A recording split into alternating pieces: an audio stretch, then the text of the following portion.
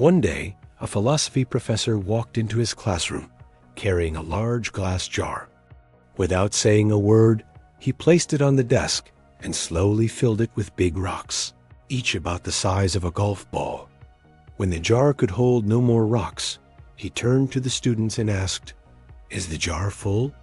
The students looked at it and confidently answered, "Yes, it's full." But the professor simply smiled. They had no idea the real lesson was just beginning. The professor then pulled out a container filled with small green peas. Without explaining anything, he poured the peas into the jar. He gently shook it. The peas rolled down between the rocks, filling all the empty spaces. The professor looked at the class again. "Now, is the jar full?" The students laughed a little and said, "Well, now it is." But again, the professor simply smiled. Next, the professor reached under the table and took out a box of sand. Slowly, he poured the sand into the jar.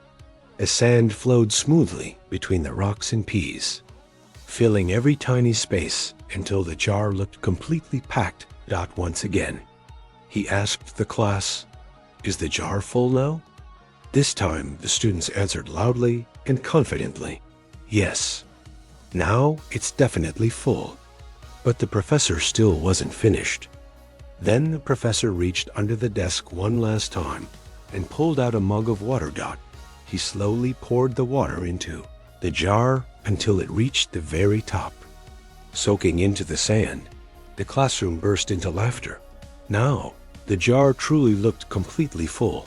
The professor waited for the room to quiet down, and then he began to explain. The professor looked at the students and said, "This jar represents your life. The rocks are the most important things: your family, your health, your children, your closest friends. These are the things that truly matter. Even if everything else disappeared, your life would still feel full because of them." He paused, letting the words sink in. "The peas," the professor continued, "represent things that feel important but are not the foundation of your life. Your job, your house, your car, your possessions. Things you work hard for, but things that should never replace what truly matters. And the sand," he pointed to the tiny grains filling the jar. "The sand represents everything else.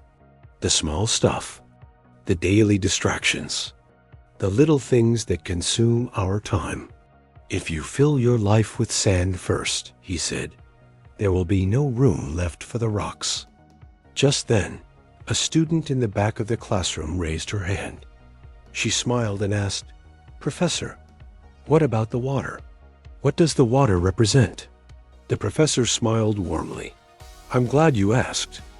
The professor said, "The water simply proves one more thing.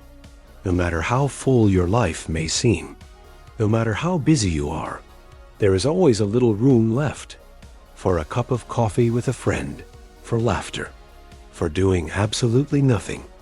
Life becomes meaningful, not because we fill it with more things, but because we choose the right things first. Protect your rocks. Spend time with the people you love. Take care of your health. Be present for the moments that truly matter. Everything else can wait. And remember, even in the busiest life, there should always be a little space left for joy."